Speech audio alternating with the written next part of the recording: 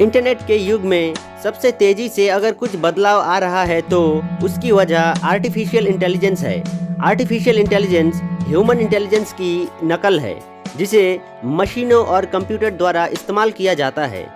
ज़्यादातर एआई आपकी भाषा को समझकर या चीज़ों को देखकर आपके साथ काम करते हैं। अगर हम अपने चारों ओर देखें तो हम कहीं ना कहीं एआई यानी आर्टिफिशियल इंटेलिजेंस से जुड़े हुए हैं।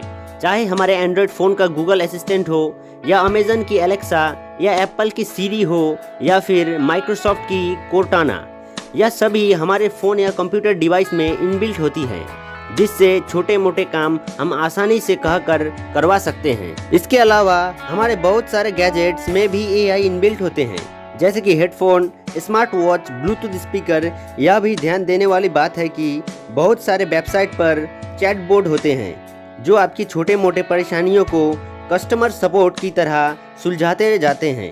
यह भी एक तरह का एआई है। इसे कई लोग अपने सवालों को सर्च करने के लिए गूगल पर सर्च करते हैं। वैसे तो एआई बहुत सारे इंसानी भाषाओं को समझ सकता है, लेकिन इसे भाषा को समझने लायक बनाने के लिए कोड करने की ज़रूरत पड़ती है। इस वजह से इन कोड्स को ही एआई की भाषा कहते हैं। चलिए आपको कुछ ऐसी प्रोग्रामिंग लैंग्वेज के बारे में बताते हैं जिसकी मदद से हम एक एआई को बना सकते हैं। Number 1, R language. Statistics processing में प्रोग्रामिंग करने के लिए यह एक बहुत ही अच्छी भाषा है।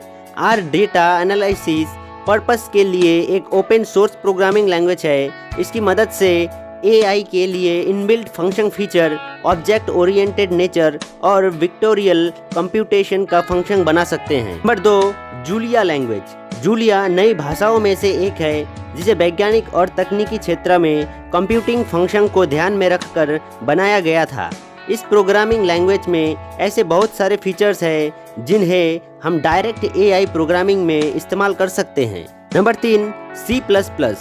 इंडस्ट्री में C++ काफ़ी लंबे समय से मौजूद है, जिसे न्यूमेरिकल एनालिसिस के लिए इस्तेमाल किया जा रहा है।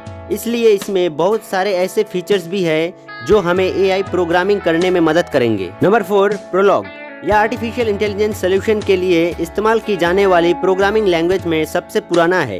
प्रोलॉग का मतलब है प्रोग्रामिंग इन लॉजिक, जिसे 1970 में फ्रांसीसी वैज्ञानिक एलन कॉल्मे रॉयल द्वारा विकसित किया गया था। प्रोलॉग में एआई प्रोग्रामिंग के लिए डेवलपर को नियम और तथ्यों और अंतिम लक्ष्य को फिर से परिभाषित करने की ज़रूरत होता है, जिसकी वजह से प्रोलॉग आर्टिफिशियल इंटेलिजेंस से कनेक्शन बना पाता है। Number 5, Python language. यह सबसे शक्तिशाली और सबसे आसान प्रोग्रामिंग लैंग्वेज है। इसे कोई भी आसानी से सीख सकता है। अधिकांश डेवलपर प्रोग्रामर आर्टिफिशियल इंटेलिजेंस विकसित करने के लिए पाइथन को अपनी सबसे पसंदीदा प्रोग्रामिंग भाषा के रूप में चुनते हैं।